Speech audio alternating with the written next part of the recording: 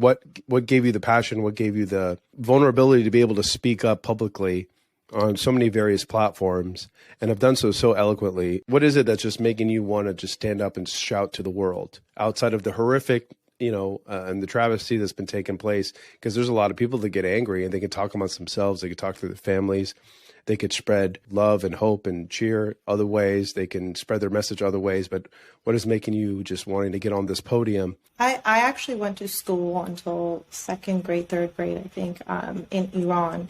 And I had a lot of family even then outside of Iran. So as a child, I mean, I had them visiting a lot and understanding the Western culture through their eyes. And even when I was 3, I lived in the States. I lived in Puerto Rico for 6 months, and then California for 6 months, and then I went back. So it was just like back and forth culture shock, right? And as a kid, you notice a lot more than people think, right? So it was very strange. And even then, in first grade, having to stand there in line on the first day of school, I had to start chanting "Death to America."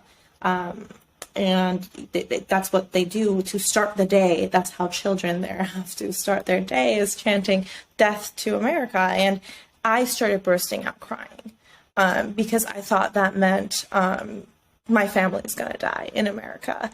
And that meant like I'm chanting for my family in America to die. And that was a traumatizing experience for me. And I had to, I was sent to the principal's office, and she closed the door and she literally looked me in the eye and told to calm me down. She's like, "That's just something we say so we don't get in trouble." And that was a memory that stayed with me for a very long time. And when you go back, and once I moved here, when you go back and forth, every time there's a culture shock and you feel for your people, and you start thinking, analyzing, why is no one talking about all these things that are happening? It was not normal, right? Hearing, the last time I was in Iran was 6 years ago, and it was the most traumatizing time I was there, because I was thrown into the morality car van 3 times in a matter of 2 weeks. And I normalized it. I laughed about it. But that's because I could get out immediately before being taken, because I was a citizen of Canada. So I think when this whole movement, I mean, we were all angered at the Flight 176, people dying in 2019 or 2022. And we were angered in 2019 when everyone was protesting, and 3,000, Bloody November, 3,000 protesters died, were killed. And this time, I think we took it upon ourselves to be like, okay, we need to share their stories. Like, in whatever means, even if one other person can understand, that's one more person. So I made a post about it. I think it was like September 22nd was my first post. And I wrote about how Iran is in a hostage crisis, and how, it's not about hijab. It's about every aspect of their lives being controlled. Women can't dance, can't sing. And then to see all these non-Iranians, I didn't know this post was going to be, effective to the point that it was. And to see all these people message me, friends, saying, "I never knew this," that's when I was like, okay, this is, maybe to us, this is normal because we've heard it so much and seen it, and we've normalized it and desensitized ourselves. But people need to know, because this is not normal. This is not okay. This is not, and we need to give voice to these people who can't talk about how it's not okay, how it's affecting them. So that's how I got involved. And seeing that it could affect others and make them learn, that's why. I think that's beautiful. Beautiful in the sense that you were able to really speak up and have a voice, and that voice being able to be carried, and then to also see the camaraderie from, outside of, cultural understanding, and as well as, the Iranians, which is pretty cool. I'm seeing that now. Like I'm seeing a lot of people sharing this information that truly are dumbfounded by it. Can't believe it. There was a video that I don't know which one of you posted it, but this scenario about this girl that was essentially taken in by the government, beat up, raped. And I was sharing it, and it was a young woman. I think she was like 15, 16 years old. And there was just one clip, and then the other clip, and the other clip, and there's so many variables. I was getting, literally my DMs were blowing up. Like, just, I can't believe this. Is this real? Is this real? I can't believe this. Those were the general consensus. What is the thing that we can share to the people right now that are listening that can really solidify in the most simplest of terms the reality that is taking place over there. Like, let's try to conceptualize all of the clips and the headlines and the information that is just being bombarded, because it's a copious amount of information, and it's really hard for somebody that doesn't understand that side of things to be able to really internalize it and make sense of it. So, both of you, this is a question to both of you. What would be the thing that you guys can explain to people in simple terms that just don't understand what's happening in the world right now in Iran? They're done with theocracy and they want democracy. They want basic human rights. They want their voices to be heard. They want to be like other countries, like I mentioned in the last podcast. Like they want to be like westernized countries, America, Canada. They want to be like Europe. They want to be like Asia minus North Korea. They want just basic freedom. They're done with being suppressed and being oppressed. They don't. I mean, that's just in the most basic way I can explain it. So what they're fighting for right now is to get a regime change, not a reform. I think simplest terms, they want these people gone. They want Mm-hmm. their again, the best way to put it is it's a hostage crisis. So these are invaders that are in power, and people want one of their own up there that represents them. These are people who only represent their own interests. And if you look at all sectors of a government and what they provide in terms of like the economics, the human rights, the freedom, in all the sense, nothing that they do benefits the people. Like literally, even the money that they get, the resources that they sell. It's the seventh richest country in natural resources. But Not to interrupt you, but what's the likelihood of that actually happening? I mean, look at government worldwide. What's the likelihood, whether it be a puppeteer, whether it be part of this whatever you want to call it, this organization behind the scenes, Illuminati, I don't give a shit, whatever it is, there is always some power play behind the scenes that is in control of the entire thing. So the reality of actually having some sort of reformation or a switch out or a swap out, like in realistic terms, like I understand there's a magnoscope right now or microscope on top of Iran, and the world is seeing everything that's taking place. And at some point something has to happen, otherwise it's going to snap. And I understand that. But what is the reality, I guess, in the next 2 years, the next 12 months, the next 6 months, while all this is happening, how much more suffering is going to take place? And before something actually makes a shift, is my question to you. What do you think about that? Like, do you think it's that we can determine? But I think what is really powerful in this movement is that it's not just internal, where people in Iran are fighting alone with just themselves, which is already very powerful, but they have the people outside of Iran supporting them in every step of the way, right? From all over the world. There's Iranians, I think I don't know how many, 4 million, something like that are the Iranian diaspora are scattered. And a lot of Iranians do have power, do have influence, do have the money, do have the resources to utilize to continue this fight. So it's a fight that everyone is there's different warriors in it. There's the ground warriors who are doing an impeccable job, and all hats off to them. They're doing all the work, but there's us here that are also supporting them. So there's no percentage of how successful this is going to be or if it's going to be successful. But what we do know is that they're not going to stop at this point. Nothing is instilling fear in them anymore. They are done. They don't want this regime. They've been done for a very long time. And finally, they're understanding that a lot of them are chanting that they'd rather die than have this regime, right? They'd rather risk their lives than have this regime. And there's a lot of power to that. And that's why we help put political pressure, social pressure, so no one aids the government of Iran anymore. And that's all we can do. And, we just have to keep fighting on. I think it's safe to say there's a lot of point. activists. Mm-hmm. Go ahead. No, I was just saying, I think it's safe at this point that we've surpassed the point of no return. So it's just a matter of time before they're gone.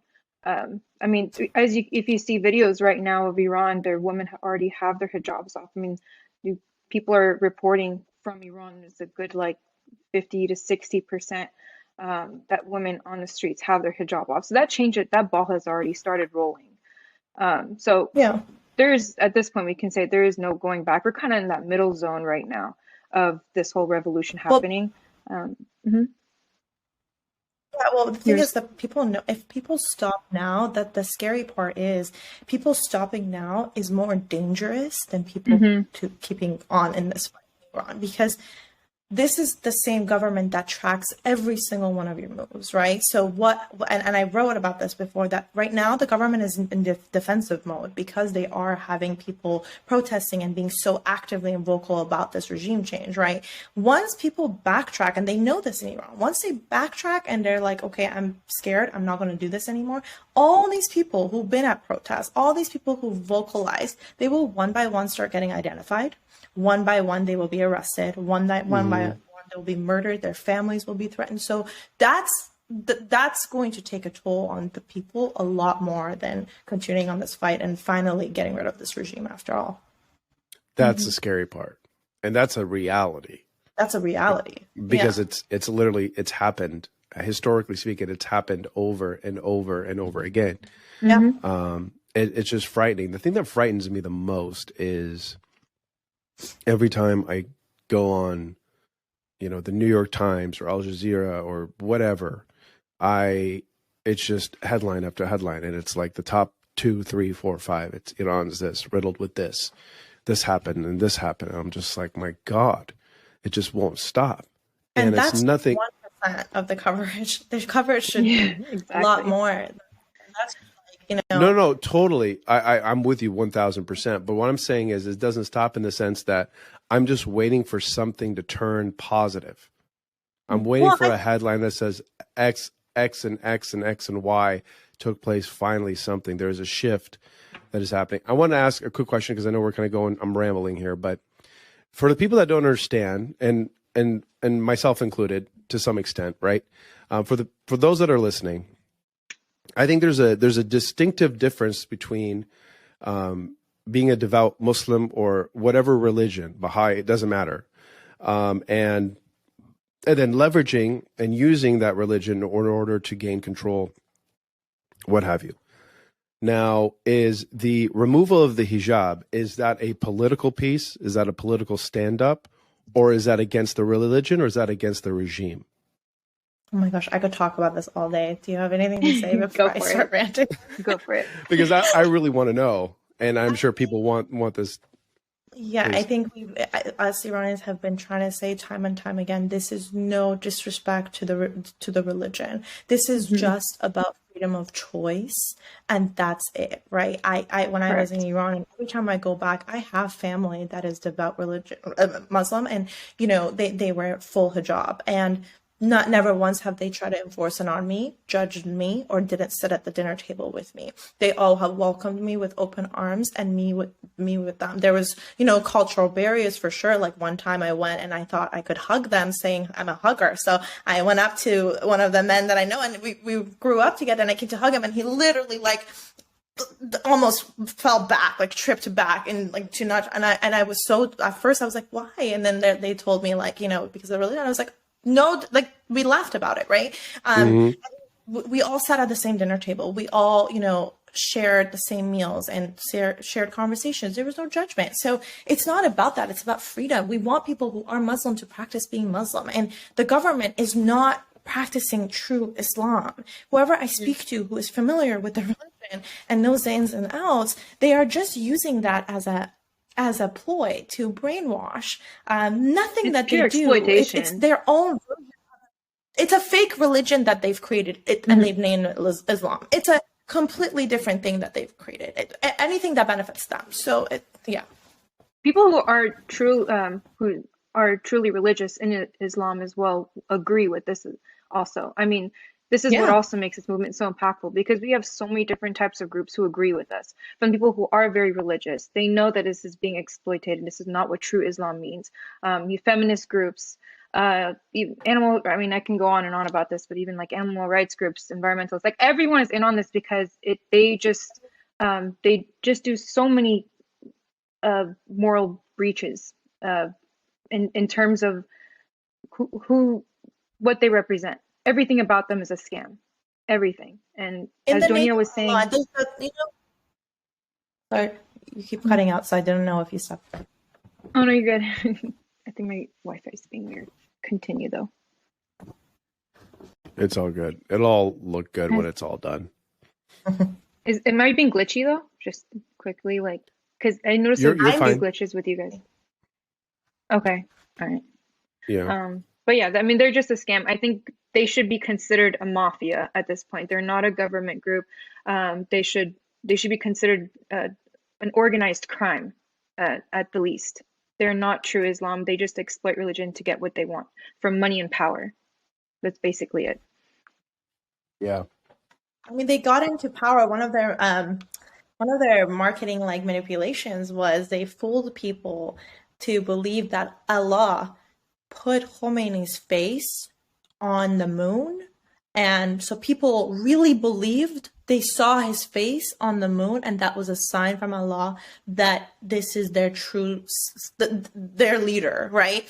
Like people actually Mm-hmm. believed they saw his face on the moon. So that's just to show you. And I'll share a quick story. Last time I went to Iran, there was someone that was a pro regime that I unfortunately had to be at a dinner table with, and it was very uncomfortable. And during dinner, he started out of nowhere bawling his eyes out.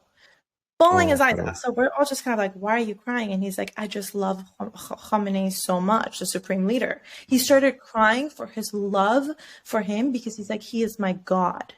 So Oh, they've been Jesus. brainwashed from very young age to believe this is God. It's just a Man. cult, Like, honestly, as yeah, like simplistic, but we were talking about the other day. Ayana, we were talking about the other day. I mean, this is Kim Jong Un all over again. I mean, literally the Mhm. only difference I think is the fact that they just have a closed country and nobody has access. Because I've just seen so many documentaries, and I don't know if you guys have, but it is like it's like a cartoon. Like these people revere him as a god, and their whole entire existence is around this man who is just a man. Anyways, I don't want to get into that. So I understand the similarities. It's just Yeah. it's sick. It's no, literally It's it's sick. sick. It's sick. It's mass mhm. manipulation, and Yeah. that's why they censor media because they don't want their absurdity to get out, and for people to be exposed to what the real world is.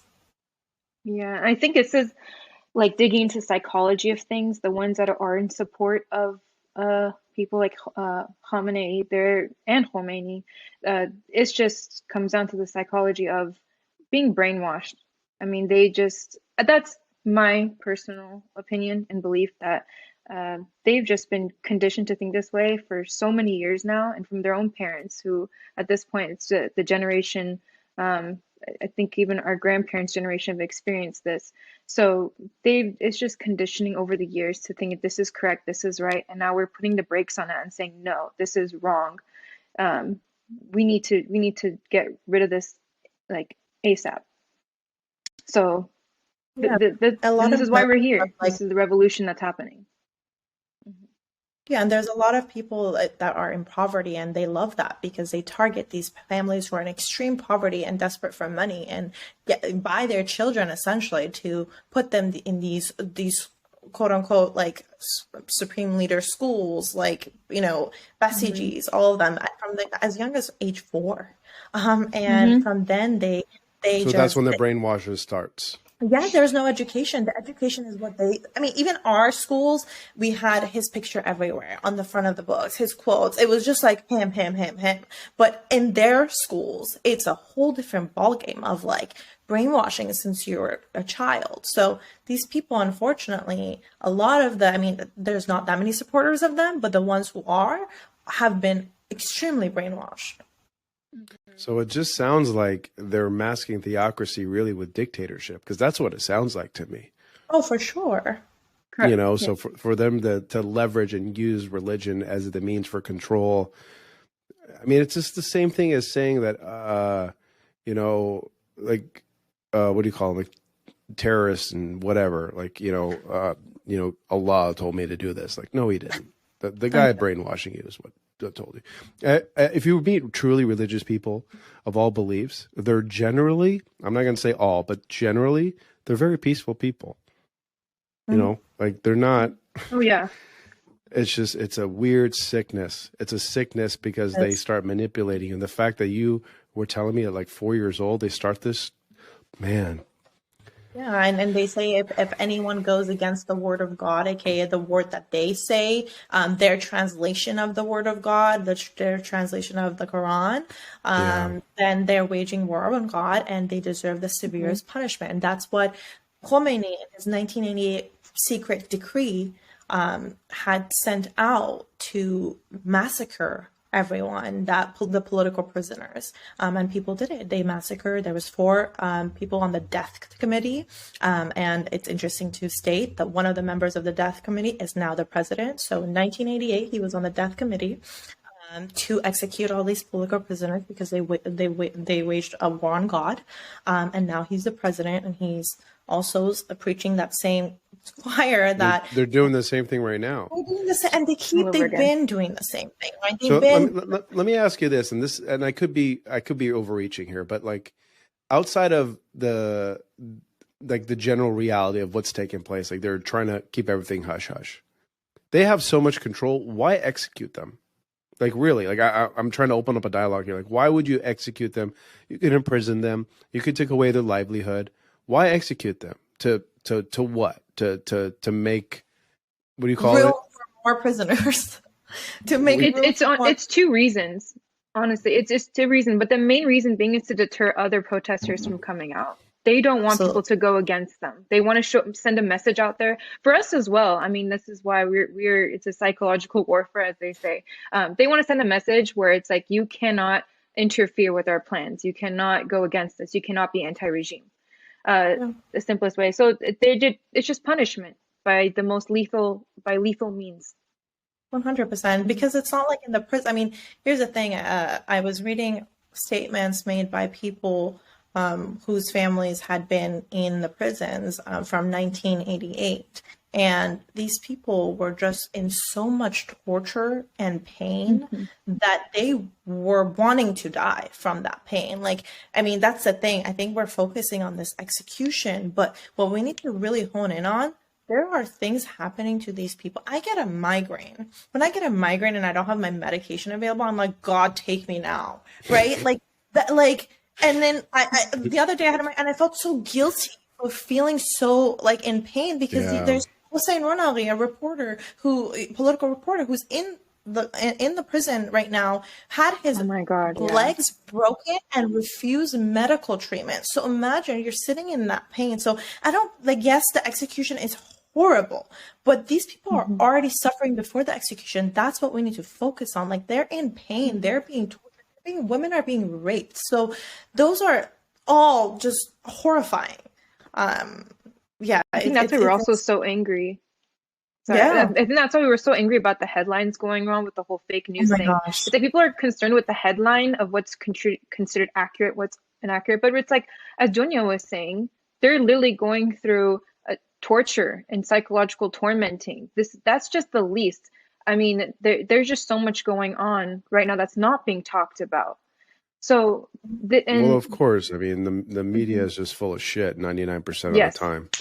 100%. I mean, I mean, it's ridiculous. People are in solitary confinement for months. Like, imagine being in solitary confinement for months. It's just unheard of. And to hold on the semantic of a sentence, of a headline, because it said sentencing, because it's just such a it's so tone deaf, because it's I don't know if that's the right word, but it's just, you're looking at what's happening in Iran through a Western lens, and you can't do that because they're not it might look like a democracy because they have a parliament and all these different systems, but they're not a democracy. You can't be caught up on the word sentencing. There's no sentencing.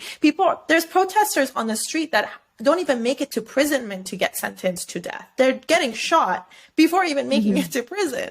So you're worried about sentencing. They haven't been officially sentenced. This regime is going to send an official statement sentencing 15,000 prisoners. Like, it's mind-boggling to me. And I think what frustrated us in the diaspora was the fact that for 2 months we've been begging people, please talk about it, please share their voice, please amplify their voice. And finally we were getting here and there celebrities, media coverage. But this sentencing misinformation within a matter of like 24 hours was being spread like wildfire. NBC, who has not been posting anything on Instagram about it, made a post about misinformation. And it's like, that's more important to you than a 10-year-old that just got killed and a 2-year-old that got shot a month ago. And the prisoners, political prisoners, the protesters a month ago had a fire burning in the prison that killed hundreds of them, that was started by them, the regime, to kill these people. So it's just, I could go on about my anger about this whole stuff. No, let it go, because people need to understand what's happening. I mean,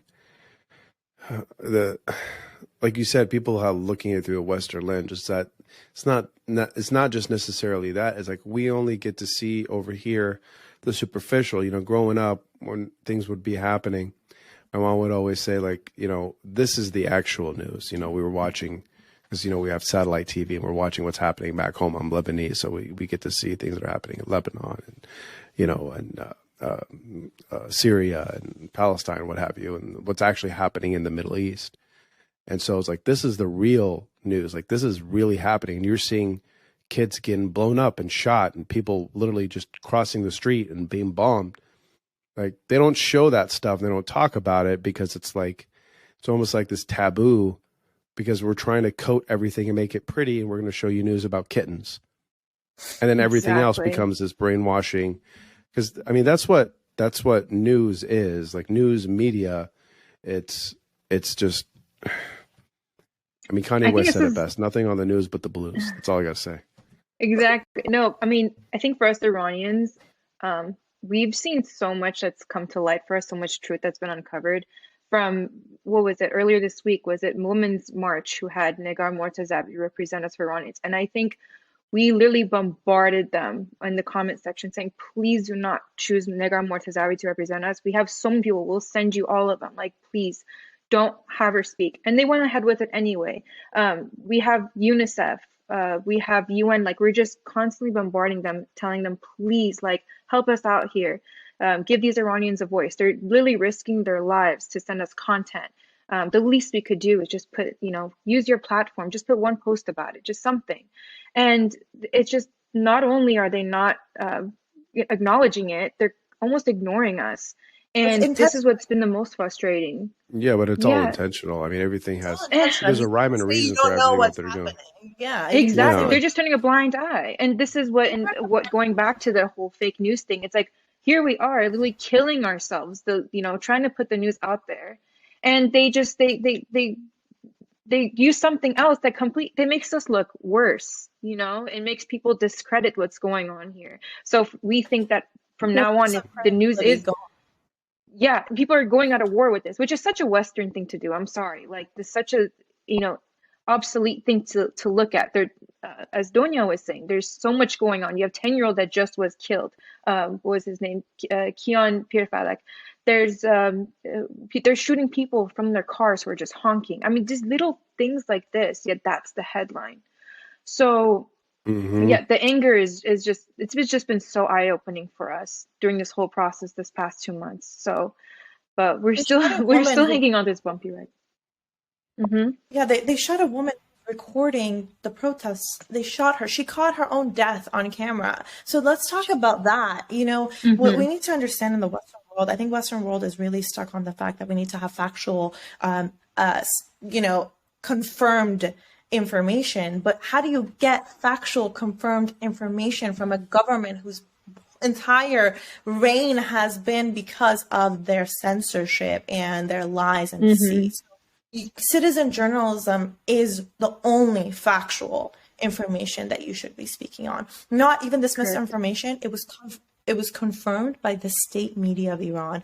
That, like, you would rather ask the dictators if this is true, as opposed to the people that they are, controlling. And, it's insane. And I think one big thing is this Western fear to meddle into foreign affairs, and they see it as political. This is not political. This is a human rights crisis, right? That's what people need to understand. You're not meddling into foreign affairs because it's a dictatorship, an authoritarian regime that has taken an entire nation hostage. So the feeling that you have when you're watching Handmaid's Tale and you're rooting for the people, that's exactly what's happening to Iranian people. So you can't be in fear of misinformation and It's a sharing great analogy.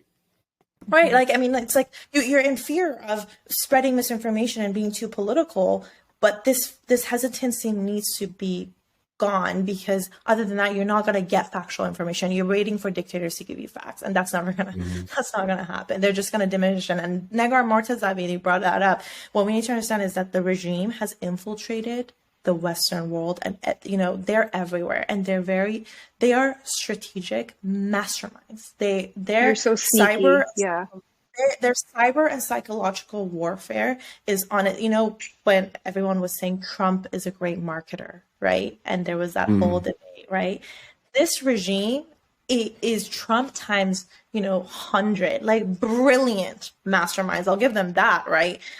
They're not just on the battleground killing people, but psychologically and cyber war is very real. And they have people who look like us, who look like normal Iranians, do-gooders, who are spreading subtle misinformation to diminish this movement and diminish the brutality of the regime. So that's what we're trying to make people be cognizant of. Mm-hmm. And the regime hates being in the middle of controversy at the most. They hate being under spotlight. So what's going on here is that we are pushing that as Iranians outside the diaspora, we're pushing so hard to keep the spotlight on them, because we know the moment that spotlight is off and the eyes are off, they can go ahead and do whatever crimes that they're used to doing under the radar. Mm-hmm. So this is so important. This is so important. And I think I cannot emphasize this enough, where we just continuously need to leave a spotlight on them and putting the information out there that is the most factual sense of the reality of what's going on over there.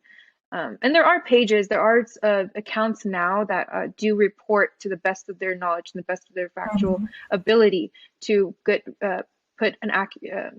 as an accurate source of what's happening over there. Because, I mean, to be quite honest, there is no journalist on the ground. There is no media on the ground because it's currently not allowed. So you technically can't fact check anything, but when there's videos coming in from the ground of what's happening, you cannot make that up, So exactly. And Western media and Western journalists have gone there, but guess where they are? They're in prison. So they're not exactly doing what they're supposed to be doing, because these people have been arrested and now are in horrendous conditions in the prisons, held as hostage. That's how Iran has, the Islamic regime holds power over other countries. One of the ways is that they hold their people hostages in the prisons. That's what I was going to ask. Well, let's say an American citizen goes to try to get coverage over there and gets arrested. Can America intervene at that point? Would America intervene? I mean, can America? Has it happened? Yeah, it's happened. I think don't quote me on this. So 2009, part of the negotiation that Obama made, it was release of some hostages. Again, don't quote me on this at all, but I think they paid money, I think 400 million, I don't know, something like that. Again, don't quote me on it. They've had to pay a lot of ransom and to get their citizens out of it. Yeah. That's another thing they do, though. It's another sort of kind of getting money from other countries. They're holding hostages. Yeah. They know they can't kill them, and if they do, something could start a war. Because at the end of the day, they're not going to put themselves that far out there. They're going to try to keep themselves in check. But for the most part, they're doing this to get as a leverage to get even more money. Part of of the dirty business they do. Mm-hmm. So even, not to interrupt you, but so even let's say you got the best terms ever. Okay, you're a devout religious Muslim. You're a man. You do everything by the book, but you still don't have freedom. No, you don't. You don't have freedom. There's no freedom. Like, you're limited to what you are able to accomplish, I guess, in the sense of, from a professional standpoint, what you can do from a personal standpoint. Your every move is watched. That's frightening. And then you take that and then you go to the opposite end of the spectrum, with women, with children, with those that don't want to be controlled by religion. That is a scary place to be when you have zero rights, you have zero freedom. that gets masked as a democracy when in reality it's a dictatorship. And you can call it what you want. You can make it all fancy and pretty. The fact that you're leveraging religion in order to seize control, just shut up, please, everybody who's thinking that, because that's not the reality.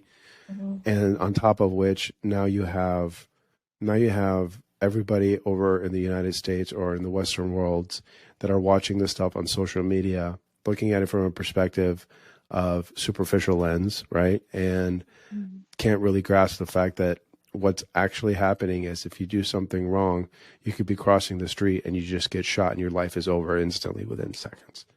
Like, imagine putting yourself in that perspective. That is the reality that these people are living in every single day. And that is heartbreaking to the extreme.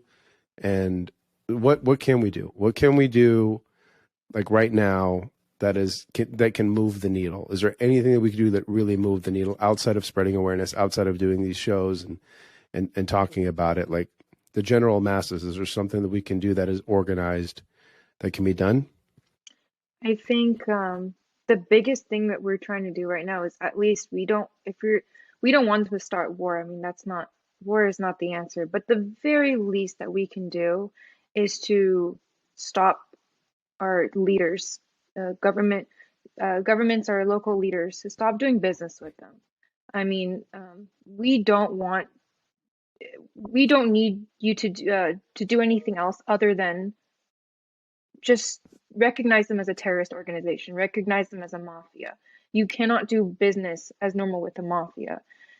That's just kind of our main goal here. We're putting But what about like pressure on. what about average people, just like everyday people? Like, they're seeing this or listening to this right now. They're seeing the stuff on social. What can we do as just everyday citizens? I mean, I think obviously social awareness is huge, right? Sharing, tagging news channels, sharing the stories. I think one thing that I've been saying is all of us are connected to someone of influence, someone of power, someone in the politics, someone who's a celebrity. Utilize them, share these stories with them, get them to talk about it because they have more exponential reach. So I think that's really important. But beyond just social awareness, it is, of course, we need to put pressure on politicians. Iranians are not saying help us. Iranians are just saying share our voice and don't help them, right? So it's a notion of stop doing business with the devil. Stop hoping for negotiations. Don't say, don't be the president of the US and say, we're putting a pause on the negotiations. No, there should be no deal with the devil. They should be cut off. Their assets should be cut off. They should not be. I mean, these people are rich. Like, these people have money all outside of Iran. Freeze their assets, right? I'm sure they're not keeping their money in Toman in Iran, right? So their asset, put pressure on them. That's actually a good one. Right, yeah, freeze their assets. I mean, stand up there and don't say these are protests. Say people want regime change. Call them dictators. Don't be political. I mean, you can't ask politicians to not be political, but this is not political. This is a human rights crisis, right? So acknowledge it as that. That puts pressure on them so that they know it's not now, it's not never. There never is going to be any kind of established relationship anymore between them. So even if they suppress these protests, this revolution, they put so much fear and it stops. Moving forward, there's never going to be a deal. They're identified as terrorist group because they are. They are the biggest sponsor of terrorism in the world. Number one in executions per capita. So acknowledge them for what they are. And I think putting people first for once before politics would help the world in this case because they do fund so much of the harm the world feels. So especially Wonderful. the Middle East. You guys have an audience listening right now.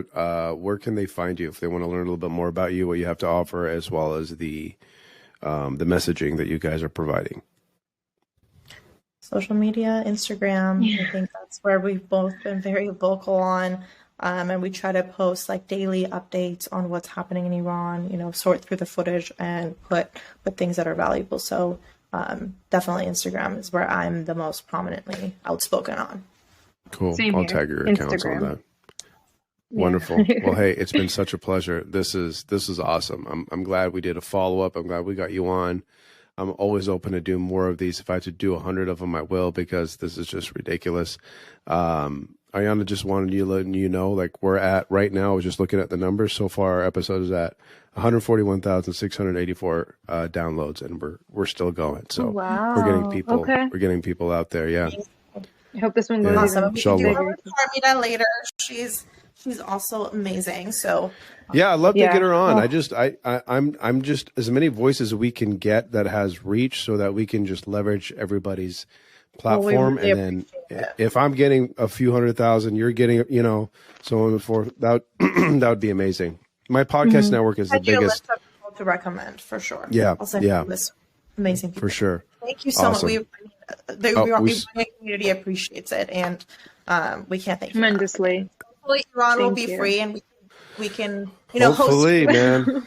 We'll all go Hopefully. together. We'll vacation there together. As long as I can, hospitality there. as long as I can have some hookah and some tea, I'm Gucci. Oh You yeah, would, yeah. definitely. All right, all right. All right, thank Thank you, so ladies. much. It was a Bye. wonderful. Thank you, Mo. Thank you so much. Thank you, Donia. Bye. Thank you.